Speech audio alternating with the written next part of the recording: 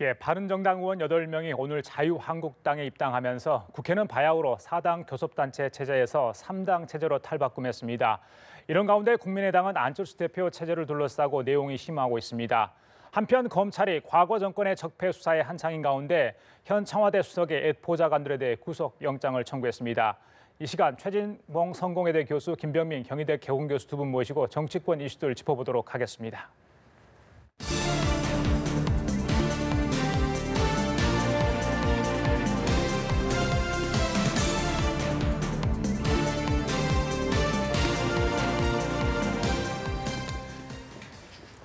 예, 뉴스 1번지 대담. 오늘은 먼저 가볍게 어제 있었던 트럼프 대통령의 국회 연설 약간 여운이 아직까지도 남아 있어요. 예, 여러 가지 뭐 얘기를 많이 했습니다만은 국회에 오랜만에 웃음이 좀 소리가 들렸고 박수 소리도 크게 나왔다. 물론 오개티를 할 수 있는 장면도 있었습니다만은 여러 가지 이야기를 할 수 있는데 정치권에서도 많은 좀 긍정적인 평가가 있다 이런 얘기가 나옵니다. 맞습니다. 여야 모두 다가 사실은 긍정적으로 평가를 하고 있고요. 모처럼 여야가 한 목소리로 트럼프 대통령 연설에 긍정적인 신호를 보냈다는 점도 의미가 있다고 보여줄 수 있겠습니다. 사실 국회 연설이 시작되기 전만 해도 혹시나 또 트럼프 대통령의 성격상 돌출 발언이나 돌발 발언을 하지 않을까 하는 우려가 있었습니다만 사실 FTA 문제나 경제 통상 문제를 다루지 않고 뭐 짧게 한마디 언급하고 넘어갔고 대체적으로 북한에 대한 문제점을 제시하고 또 북한을 어떤 형태로든 좀 핵 개발을 멈추라고 하는 그런 강력한 경고의 메시지만 하면서 여야가 다 서로에게 실리를 챙기는 쪽이 됐다. 뭐 여당 입장에서야 FTA나 아니면 통상 문제를 거론하면 또 껄끄럽지 않겠습니까? 또 야당은 북한에 대해서 어쨌든 강력한 압박과 제재를 하겠다고 하는 트럼프 대통령의 기조를 다시 한번 확인하는 기회가 돼서 22번이나 박수를 받으면서 참 뭐 마지막에 보니 또 손가락을 엄지척을 했었죠. 그만큼 트럼프 대통령도 만족스러웠고 또 여야 의원들이 다 대체적으로 동감하고 만족하는 그런 연설이었다고 볼 수 있겠습니다. 자유한국당 의원들에게 한 겁니까? 뭐 그거는 잘 모르겠는데요. 더 큰 박수를 보냈다고 하던데. 아무래도 이제 자유한국당 의원들 입장에서는 트럼프 대통령을 환영하는 마음이 더 크겠죠. 근데 여당 입장에서도 제가 볼 때는 아까도 언급해드렸습니다만 우려의 시선이 많았지만 그런 얘기가 안 나와서 여당 입장에서 상당히 긍정적으로 평가하는 부분이 있는 것 같습니다. 어제 트럼프 대통령의 국회 연설 우원식 원내대표와 하태경 의원 어떤 평가를 내렸는지 들어보고 가시겠습니다. 트럼프 대통령의 이번 방안으로 북핵 문제의 평화적 해결 원칙을 다시 한번 확인했습니다. 근거 없는 코리아 패싱 논란이 불필요한 문제 제기였다는 것도 더욱 굳건해진 한미 동맹으로 증명됐습니다. 통상과 방위비 분담 협상 문제 또한 합리적이고 호혜적인 기반 위에서 슬기롭게 해결해 나가기로 합의한 점도 빼놓을 수 없는 성과입니다. 무엇보다 이번 국빈 방문을 통해 한미 양국의 우정과 신뢰가 깊이 쌓인 점, 이 점은 향후 한미 동맹의 미래지향적 발전에 든든한 디딤돌이 될 것이다 이렇게 생각합니다. 어제 트럼프 대통령 국회 연설을 대한민국 학생들의 한반도 현대사 필수 교재로 정부에서 추진해 주셨으면 좋겠습니다. 어제 트럼프 대통령의 연설은 매우 감동적이었고 완벽했습니다. 사실은 우리 문재인 대통령이 해야 될 이야기를 트럼프 대통령이 대신 해준 겁니다. 이 내용을 우리 국민 모두가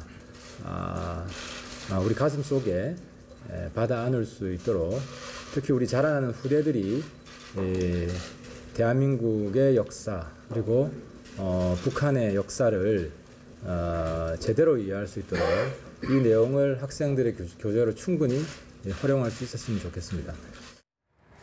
하태경 의원은 정말 깊은 감동을 좀 받았나 봅니다. 역사 교재로 이용했으면 좋겠다 이런 얘기까지 했는데 어떻게 들으셨어요? 과거에 북한 인권 운동을 했던 또 의원이기 때문에 하태경 의원이 바라보는 느낌이 남달랐을 거라고 보여지고요.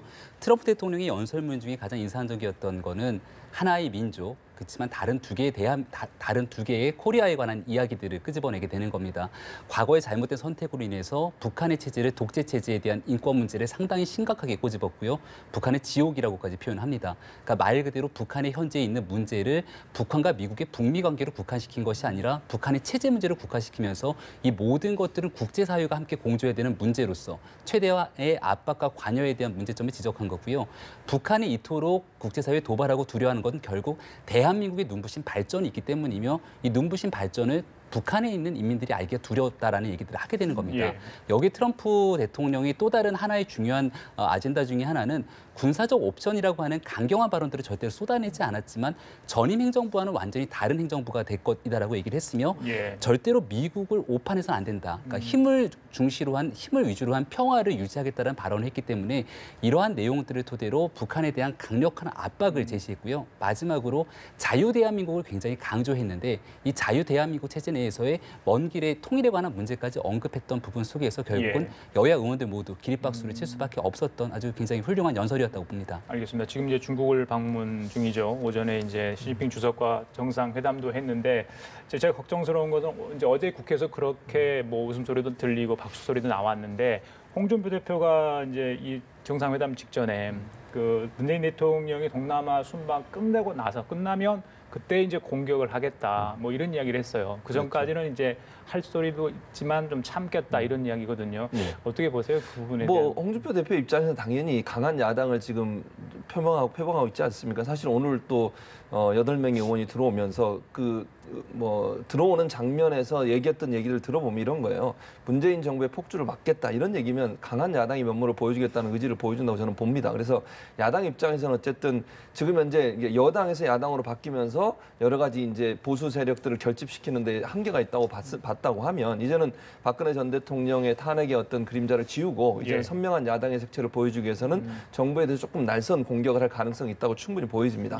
다만 이제 트럼프 대통령 방한 기간 동안 여야가 충돌하는 모습을 보여주는 게 바람직하지 않다고 판단해서 공격을 멈췄다고 얘기를 했지만 이제 아마 김무성 전 대표를 포함해서 8명이 들어와서 전열을 정비한 다음에는 좀 더 강한 모습으로 야당이 어떤 강한 야당의 모습, 면모 이런 모습을 보이려는 노력을 할 것으로 보여지고요.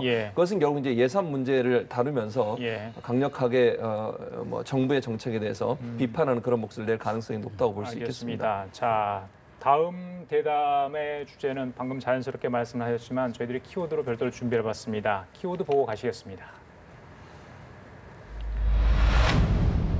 바른정당 의원 8명이 오늘 자유한국당에 입당했습니다. 국회 공식적으로 3당 체제가 됐습니다. 글쎄요, 오늘 8명의 입당, 문재인 정부 이제 출범 6개월인데 한국 정치사에 한 줄 정도 나올 수 있을까요? 어떻게 될지 모르겠습니다만 굉장히 진통이 많이 있지 않았습니까? 그랬었죠. 사실은 이제 명분 싸움이었죠. 그러니까 8명이 들어오면서 명분을 내세웠던 건 친박 청산이라고 하는 거였는데 이건 이제 사람마다 또 그 국민들 여론도 사실은 별로 좋지 않은 부분도 있습니다. 그러니까 친박 청산이 제대로 됐냐 하는 부분에 있어서 상징적으로 박근혜 전 대통령의 출당 문제가 해결은 됐지만 나머지 이제 친박들이 아직도 당내에 존재하고 있는 부분이고 최경환, 서청원 두 의원에 대한 출당 문제는 제가 볼 때는 이제 상당히 어려운 진통을 겪을 가능성이 있고요. 그게 쉽게 이루어지지 않을 가능성이 있기 때문에 국민들이나 아니면 여론의 입장에서 과연 그러면 이게 명분이 있는 출당이었냐 탈당이었냐 하는 부분에 있어서 논란이 있을 겁니다. 다만 이제 8분이 나오면서 했던 얘기는 결국 어느 정도 그래도 자유한국당이 그 부분을 정리했다라고 인정을 했고 또 하나는 김무성 지금 의원이 얘기했던 것처럼 현재 문재인 정부를 어떤 형태로든 견제를 해야 되는데 지금의 세력으로는 부족한 부분이 있다라고 하는 부분에 대한 현실적인 문제가 사실은 탈당의 명분이 됐을 가능성이 있다. 그래서 8명이 들어오긴 했습니다만 아직까지는 제1당은 아직 민주당이 하고 있기 때문에 크게 변화는 없을 걸로 보여집니다. 한 가지 변화가 있다고 하면 국민의당의 가치가 조금 더 올라갈 가능성은 있다. 왜냐하면 여러 가지 법안 처리라든지 국회에서 정쟁이 일어났을 때 어쨌든 민주당 입장에서 국민의당과 협치를 해야 되는 상황 아니겠습니까? 그렇다고 하면 이제 국민의당의 가치가 조금 더 올라가는데 어쨌든 국민의당도 지금 내분을 겪고 있어서 이게 정계 개편의 큰 소용돌이로 빠질 가능성은 아직 여전히 남아 있는 상황이라고 볼 수 있겠습니다. 알겠습니다. 자, 바른정당의 통합파 9명이 이제 복당을 하기로 했는데 일단 주호영 원내대표는 전대 이후에 입당을 할 것 같습니다. 그래서 오늘 8명만 입당을 한 겁니다. 자, 일단 전국이 3당 체제로 대표로 전환이 됐어요. 네. 이 자체가 의미가 있죠. 네. 예. 맞습니다. 그러니까 원내 교섭단체가 무너지게 되면서 바른정당이 교섭단체 지위를 상실하게 됐고요. 지금 정기국회에서 예산국회가 들어가는 과정이기 때문에 이 과정에서 자유한국당이 조금 더 힘을 받고 강력한 야당의 모습을 갖출 확률이 높아 보입니다. 다만 지금 이게 예산안 심의와 함께 쟁점 법안들이 함께 처리가 되고 있는데 여전히 바른정당 의원들이 돌아왔다고는 하나 116석은 국회 선진화법에 따라서 여당이 추진하고자 하는 법안을 무력화시킬 수 있는 강력한 힘을 가진 의석은 아직 부족합니다. 예. 120석, 그러니까 120석이 될 수 있는 의석을 확보해야 되는 거기 때문에 바른정당에 남아있는 의원들이 추가 탈당 여부가 사실은 자유한국당이 강력한 문재인 정부에 저항할 수 있는 힘을 가질 수 있는 마지노선을 갖고 있는 터라 굉장히 중요한 향후 변화가 예상된다라고 볼 수 있는 거고요. 예. 바른정당은 11월 13일이 전당대회가 예정돼 있고 오늘자로 이제 문자 투표가 진행이 되고 있는 상황입니다. 또 애당초에 포기를 했던 2명의 의원들까지 다시 합류해갖고 다시 전당대회를 했죠. 치르고 있는 터라 일부 남아있는 11명 의원들에게는 합의를 좀 이끌어낸 부분, 그러니까 유승민 의원도 끝까지 자강으로 가겠다가 아니라 언젠가는 통합을 할 것인데 제대로 된 정당의 모습을 갖추고 나서 통합을 하자는 이야기를 하고 있는 상황이죠. 예. 따라서 한 달 정도 기간 동안의 말미를 남경필 지사를 비롯한 나머지 관망파 의원들이 지켜보자라고 얘기를 하고 있는 상황이기 때문에 바른정당이 앞으로 있는 한 달 굉장히 중요한 시기가 될 겁니다. 일단은 시간을 좀 본 셈인데 오늘 입당식에 홍준표 대표 또 김무성 의원 참 두 사람의 관계도 좀 묘한데요. 일단 두 사람의 얘기를 좀 들어보고 계속 대담 나눠보도록 하겠습니다. 정치적 소신이 달라서 일시 별개했던 분들이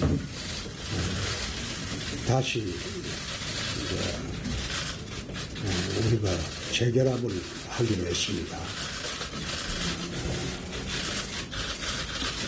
여러 가지 설이 분분하기는 하지만 좌파 정부가 폭주 기관차를 몰고 가는 데 대해서 우리가 공동전선을 펴서 저지를 할 수밖에 없다. 그런 측면에서는 같은 뜻이라고 봅니다. 아직 정치적 앙금이 서로 남아있긴 하지만은 이제 그 앙금을 해소하고 이 좌파 정부의 폭주를 막아달라는 국민적 여망으로 우리가 다시 뭉치게 되었다. 그것을 말씀드리고 앞으로 모두 힘을 합쳐서 당이 단합된 모습을 보이도록 저희들이 노력하겠습니다. 문재인 좌파 정권의 폭주를 막기 위한 보수 대통합의 대열에 참여하게 된 것을 크게 의미 있게 생각을 합니다. 서로 간의 생각의 차이나 과거의 허물을 묻고 따지기에는 우리나라가 처한 상황이 너무나 위중하다고 생각했습니다. 나라를 걱정하는 많은 국민들께서 보수는 무조건 하나로 뭉쳐서 문재인 좌파 정권의 폭주를 막아달라는 요청을 저희들은 겸허하게 받아들였습니다. 그래서 보수 대통합에 제일 먼저 참여를 하게 되었습니다. 예, 홍준표 대표와 김무성 의원의 얘기 들었습니다. 자, 바른정당의 잔류파들 여러 고심을 하고 있는데 방금 김 교수께서 말씀하신 분들 6명이 일단 뭐 나가 추가로 탈당한다는데 일단 그거는 좀 수면 아래로 가라앉을 그렇죠. 일단 같아요. 근데 문제는 이제 중도 보수 통합이 과연 이루어질 수 있느냐. 자유한국당과 국민의당까지 이제 문을 좀 개방하겠다는 이야기인데 예. 글쎄요. 지금 상황 보면 이게 잘 될지 상당히 제가 볼 땐 좀 어려울 것 같습니다. 지금 문제는 이제 바른정당이 전열을 갖춘 다음에 전대를 거치고 나서 새로운 대표를 뽑고 나서 어떤 뭐 자세를 취하느냐가 물론 관건이 되긴 하겠습니다만 국민의당 내부에도 지금 내분이 일고 있는 상황이거든요. 특히 호남 지역 출신의 호남 중진들 같은 경우에는 뭐 거의 반대를 하고 있는 상황입니다. 그래서 쉽게 이게 당대당 통합이 될 가능성은 상당히 어려운 상황이다. 예. 다만 바른정당이 어떤 자세를 취하느냐가 변수로 남긴 합니다. 그럼에도 불구하고 중도 통합이라고 하는 부분, 한 달이라는 시간을 가지고는 있지만 유승민 만약에 의원이 대표가 됐을 경우에 그거를 정말 통합까지 이끌어낼 수 있는 시간이 되느냐, 제가 볼 때는 상당히 어려운 상황이라고 보고요. 예. 그렇다고 하면 지금 지적하신 것처럼 나머지 의원 중에 몇 분이 또 탈당할 가능성이 있습니다. 그러면 이제 공중 분해되는 상황이 될 수밖에 없는 상황인데 예. 그래서 상당히 정치적으로 남은 한 달이 여러 가지 그 논의가 될 가능성이 있고 만약에 안철수 대표가 바른정당과의 통합의 일정 부분 스탠스를 취하게 되면 또 일부의 호남 의원들이 탈당을 해서 민주당으로 갈 가능성도 충분히 점쳐볼 수 있는 부분 아니겠습니까? 예, 예. 그래서 바른정당의 전대 이후의 스탠스와 그다음에 안철수 대표가 그걸 어떻게 또 받아들이냐에 따라서 예. 결국은 또 다른 정계 개편이 이제 단순히 보수의 정계 개편뿐만 아니라 진보와 보수가 함께 어우러지는 정계 개편이 일어날 가능성도 예. 충분히 예상해 볼 수 있는 부분이라고 볼 수 있겠습니다. 알겠습니다. 그런데 어제 이제 홍준표 대표가 페이스북에 9명까지 받고 나머지 사람들은 더 이상 받지 않겠다. 문을 닫겠다 이런 얘기를 했어요. 네. 그러다 보니까 혹시 이제 제 생각일 수도 있는데 홍준표 예. 대표가 들어와서는 안 되는 사람, 좀 껄끄러운 사람이 바른정당 내부에 있지 않냐, 뭐 이런 네. 생각도 해보는데 네. 그런 생각 김 박사님 안 여러 해보세요? 가지 해석들이 벌써부터 예. 분분하기 시작한데요. 홍준표 대표가 과거 한나라당 대표를 하다가 대표를 그만두게 된 결정적인 계기들이 있는데 그 당시 최고위원들이 줄줄이 사퇴하면서 문제가 발생했던 거고 그 당시 최고위원했던 인물이 이제 유승민 의원 또 뭐 남경필 지사라든지 이런 분들을 들 수 있는 것 아니겠습니까? 그런 개인적인 감정이 있는 것 아니냐는 분석도 있는 거고요. 또 하나에 대한 분석은 현재 김무성 의원을 중심으로 한 많은 의원들이 복당하다 보니까 한국당 내에서의 개파 투쟁이 새롭게 시작되는 것 아니냐. 여기에는 과거 친박기가 강력하게 세를 형성하고 있고 새롭게 친홍기가 형성되고 있는데 예. 김무성 의원의 사람들이 너무 많이 들어오게 됐을 경우는 홍 대표의 입지가 위축되는 것이 아니냐라고 예. 해서 일단은 차단한 것이 아니냐라는 얘기들이 있는 거고요. 예. 저는 마지막 가능성이 조금 더 무게가 있다고 보는데 남은 분들이 들어오기 위해서는 이분들은 관망파고 통합파보다는 훨씬 더 많은 요구를 할 겁니다. 그 요구는 서청원 의원과 최경환 의원에 대한 출당 조치 등에 대해서 더 강력한 쇄신을 요구하게 될 것인데 예, 예. 지금 있는 9명 의원들이 들어오는 것만 갖고도 한국당은 난리가 났거든요. 그러니까 홍 대표가 굳건한 리더십을 구축하기 위해서는 일단은 내부를 다독일 필요가 있는 거고 내부를 정리하고 난 뒤에 나머지 의원들을 흡수 통합시키겠다라고 하는 명분과 생각을 갖고 있는 것 같아서 너무 무리한 확대 해석은 좀 경계할 필요가 있지 않나 생각됩니다. 관련해서 이 바른정당 초대 당 대표를 했던 정병국 의원이 이런 얘기를 했습니다. 들어보시겠습니다. 지금 자유한국당은 홍준표 당입니까? 홍준표 대표가 받고 안 받고 어느 법에서 누구는 받고 누구는 안 받고 우리나라 정당법이 그렇게 돼 있습니까? 결국 그럼 9사람들은 홍준표 대표하고 밑거래를 해갖고 들어갔다는 얘기입니까? 그렇게 편애하고 어려운 결단을 해가지고 생각이 달라서 나가는 사람을 받아들이는 입장에서 그렇게 하는 건 저는 아니라고 봅니다. 그건 도리가 아니다. 그렇게 봅니다. 그리고 그것은 진정으로 스스로가 자유한국당 그리고 지금 전개되고 있는 모든 친박 정리 이런 것은 명분일 뿐 결국은 자기 사당화 하는 데에 온 정력을 다 쏟고 있다 하는 부분들을 명확하게 밝혀야 됩니다. 예, 최 교수님, 예. 그 최경환 의원과 이제 서청원 의원의 징계 문제 아직 남아 있고요. 그렇죠. 예, 그렇다 보니까 또 이제 김무성 의원 쪽 포함해서 9명이 이제 입당을 했고요. 예. 자, 친박과 비박 간의 어떤 싸움 양상이 아마 더 격화될 거다 이런 전망이 있어요. 그렇다면 결국 예. 다음 달에 있을 원내대표 예. 때 뭔가 터지지 않냐. 그렇죠. 예, 이럴 가능성이 있지 않나요? 그럴 가능성이 있죠. 원내대표에서 이제 비박과 친박이 격돌할 가능성이 저는 예. 충분히 있다고 봅니다. 김무성 의원이 들어와서 그냥 있진 않을 거거든요. 어쨌든 친박 청산이라고 하는 것을 마무리 지으려는 시도를 할 가능성이 있고요. 그러면 첫 번째 시험대가 결국은 이제 원내대표 선거가 되겠죠. 원내대표 선거에 새 대결을 할 것이고 친박이 지금 사실은 친박이라고 얘기하지만 그 중에 그렇게 친박으로 분류됐던 의원들 중에는 많은 부분이 색깔이 옅어졌어요. 지금 상황에서 계속 친박에 남아있는 것이 본인의 정치적 생명에 도움이 없다고 판단하면 예. 언제든지 돌아설 수 있는 상황이 될 수 있지 않겠습니까?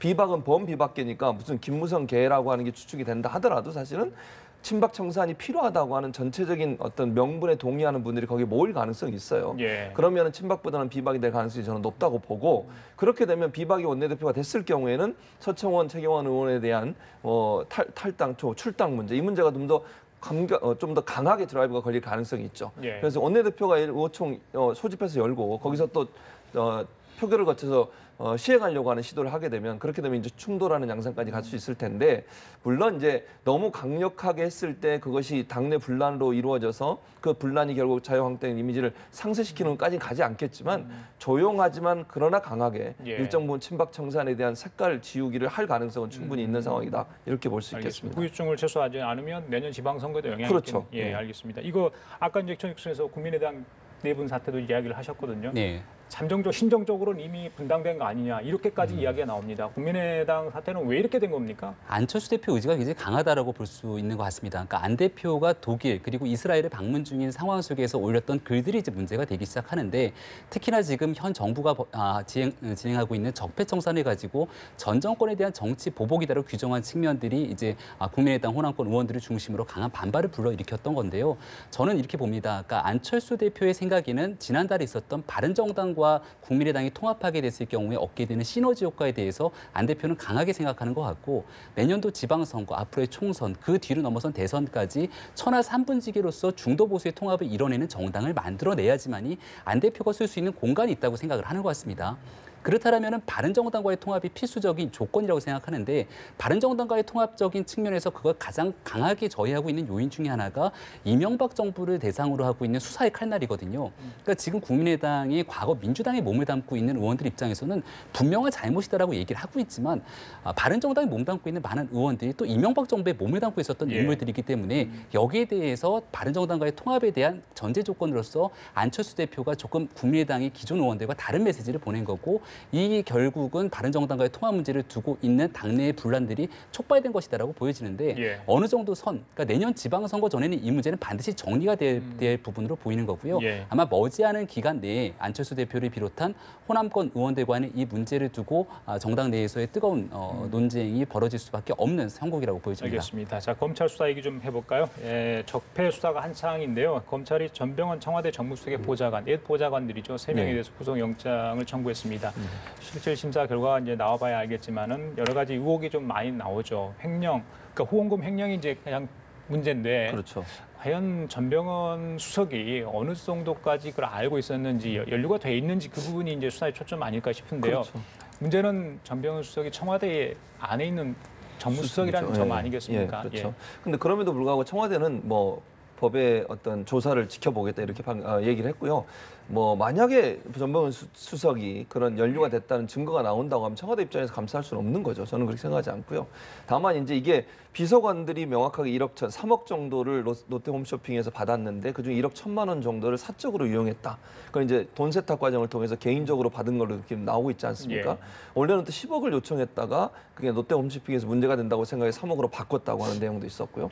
그러니까 결국은 이제 돈을 요구했고 그중에 일부를 본인이 썼다 이런 얘기니까 이거는 범죄 행위가 분명히 소명이 되는 거 아니겠습니까? 근데 문제는 이 비서관들이 받은 돈이 전병헌 수석한테 흘러갔느냐 하는 문제예요. 또 전병헌 수석이 말씀하신 것처럼 국회의원 시절에 그걸 알았겠느냐 하는 부분. 요 두 가지 문제인데 이게 뇌물로 이제 성립이 되려면 사실 전병헌 수석이 예전에 국회의원 할 때 그때 당시 미방이죠. 미방위의 의원이었습니다. 그럼 미방위 의원은 결국 방송사의 재승인 심사에 영향을 미칠 수 있는 자리거든요. 그게 롯데 홈쇼핑이 재승인을 조건으로 해서 전병헌 의원 측에 돈을 건넸다. 이렇게 지금 검찰은 보고 있는 거고 전병헌 의원은 본인은 몰랐다라고 지금 얘기하고 있는 상황이어서 이건 이제 검찰 수사가 진행돼서 결과가 나와봐야 알겠죠. 지금은 뭐 어떤 결과가 나오지 않았기 때문에 속단할 수는 없고요. 다만 지금까지 조사에서 나온 것은 비서관들이 돈을 개인적으로 받은 거, 그리고 1억 1천만 원을 개인적으로 사적으로 이용한 거, 이거는 밝혀졌기 때문에 그 사람들은 처벌이 불가피하고 다만 이 연결고리가 전병헌 의원까지 갔느냐 하는 부분은 지금 뭐 확실하게 속단해서 얘기하는 상황은 할 수는 없는 상황이 이렇게 볼 수 있겠습니다. 알겠습니다. 교수님. 네, 비서관들의 진술 여부가 이제 굉장히 중요해지겠죠. 여기에 대해서 전병헌 전 의원 그리고 현 수석이 관여돼 있었다라고 하는 진술들이 나오게 된다면 굉장히 심각한 도덕적 치명상을 받을 수밖에 없다라고 보여지고요. 이 문제가 이제 왜 도덕적으로 문제가 되는고 하니 얼마 전에 있었던 최순실 국정농단 사건에서 미르재단 K스포츠단을 설립하고 박근혜 전 대통령은 이로부터 돈을 받지는 않았지만 여기에 대한 대가성 여부로 기업으로 기업으로부터 후원을 받았던 혐의와 굉장히 좀 유사한 흐름들을 볼 수 있는 겁니다. 예. 그러니까 여기에 대해서 아마 검찰이 수사 결과를 명명백백하게 지켜봐야 되는 건데 시점에 대한 문제를 놓고도 여러 가지 설들이 분분하거든요. 그러니까 청와대 입장에서도 검찰의 수사 결과가 다 나오고 재판이 진행될 때까지 전병헌 수석을 청와대에 일을 하도록 두는 것인가에 대한 부담이 될 거고요. 예. 얼마 전에 있었던 이 트럼프 대통령과의 만찬 과정에서도 정무석의 역할이 굉장히 중요한데 여기 이제 연루가 돼 있기 때문에 자리를 함께하지 못했던 상황이 발견된 만큼 조만간 청와대 내부에서도 이 문제를 둘러싼 거치 문제를 좀 해결하기 위한 노력들을 하지 않을까 보여집니다. 예, 자 오늘 대담 시간이 많지 않았는데 저희들이 마지막으로 준비한 키워드 한번 보시고 계속 이야기 나눠보겠습니다. 키워드 보여주십시오. 예, 자 검찰의 국정원 특활비 수사 점점 정점으로 치닫고 있는데요. 남재준 전 국정원장 검찰의 소환대 조사를 받았습니다. 문제는 이제 박근혜 전 대통령의 비자금으로까지 이야기 검찰이 규정을 했어요. 네, 그렇다 그렇죠. 보니까 피의자 신분으로 조사를 할 수 있다 이렇게까지 밝히지 않았습니까? 네, 그렇습니다. 어떻게 보십니까? 아마도 이제 지금 남재준 국정원장을 조사하는 것은 하나의 절차라고 봐요. 사실은 박근혜 전 대통령의 조사를 하기 위해서 연관된 사람을 먼저 다 조사를 해야 되지 않겠습니까? 마지막으로 박근혜 전 대통령을 피의자 신분으로 조사를 할 텐데 그 전에 다른 관련된 모든 사람들을 조사해서 그 진술을 가지고서 이제 박근혜 전 대통령한테 증거를 제시하면서 질문할 가능성이 있어서 예. 이건 하나의 절차라고 보여지고요. 근데 사실 저는 남재준 전 원장이 들어가면서는 상당히 비판적으로 검찰을 비판하고 이렇게 들어갔는데 하나 이제 상기시켜 드리면 예. 김관진 나중에 얘기하겠지만 김관진 전 국방장관이 말을 바꿨어요. 지시받은 적이 없다 했다가 지시받았다. 들어가서 조사받는 과정에 말이 바뀌었거든요. 예. 그러니까 물론 이명박 전 대통령입니다. 박근혜 전 맞습니다. 대통령은 아니고. 예. 그러니까 들어가기 전에는 자기는 그런 지시 받은 적 없다 이렇게 얘기했다가 증거 들이미니까 이제 어쩔 수 없이 그걸 인정할 수밖에 없는 상황이 되니까 예. 저는 남재준 전 국정원장도 조사받는 과정에서 증언이 바뀔 가능성은 충분히 있다. 검찰이 여러 가지 증거들을 갖고 지금 부르지 않겠습니까? 예. 전 국정원장을 부르는데 아무 근거도 없이 증거도 없이 부를 수는 없는 거니까 검찰이 여러 가지 증거를 제시했을 때 예. 전 원장이 어떤 진술을 하느냐 하는 거는 조금 있다가 나온 뒤에 조사가 마친 뒤에 나오는 결과에 따라서 박근혜 전 대통령 조사는 이루어질 가능성이 있다고 보여집니다. 예. 그러니까 이 준사실에 대해서는 거의 명확하게 드러난 사실이거든요. 그러니까 국정원의 특수활동비가 그렇죠. 청와대에 들어간 것까지는 누구도 부인할 수 없는 건데 이제 중요한 건 검찰에서 이걸 뇌물로 보거나 국고 손실로 보거나에 대한 혐의를 입증해야 되는 겁니다. 예. 그렇다면 돈이 들어간 경위에 대해서 들어가고 나서 어떤 대가성에 대한 여부가 있었는지의 조사가 첫 번째일 거고요. 두 번째는 그 돈을 과연 통치자금의 형태로서 활용을 했는 것인가 아니면 사적으로 남용한 부분들이 있는가를 입증해야 되는데 이 부분에 대해서는 이재만 전 비서관이나 안봉근 비서관이 우리는 모든 것들을 알지 못할 뿐더러 박 전 대통령이 갖다 줬고 박 전 대통령이 필요할 때 뺏었다라고 진술을 하고 있기 때문에 예. 최종적인 박 전 대통령의 진술을 이끌어내지 않는 이상은 새로운 증거를 찾기가 어려울 겁니다. 그러니까 돈이 다 현금으로 들어와서 현금으로 나갔기 때문에 이거에 대해서 추적을 하기가 쉽지가 않을 거거든요. 그러니까 이 문제에 대해서 박 전 대통령은 현재 변호인단이 다 사임하고 있는 상황에서 누구도 만나고 있지 않다고 알려져 있는데 검찰이 방문 조사를 실시하더라도 박 전 대통령이 얼마까지 이 사건에 대해서 협조할지 여부가 예. 굉장히 좀 중요해 보이고요. 그러니까 검찰이 앞으로의 박 전 대통령 수사에는 어려운 난관들이 좀 많이 남아있다 이렇게 볼 수 있습니다. 그래요, 알겠습니다. 자, 오늘 여기까지 좀 정리할까요? 최진봉 성공회대 교수, 김병민 경희대 교원교수였습니다. 오늘 말씀 감사합니다. 예.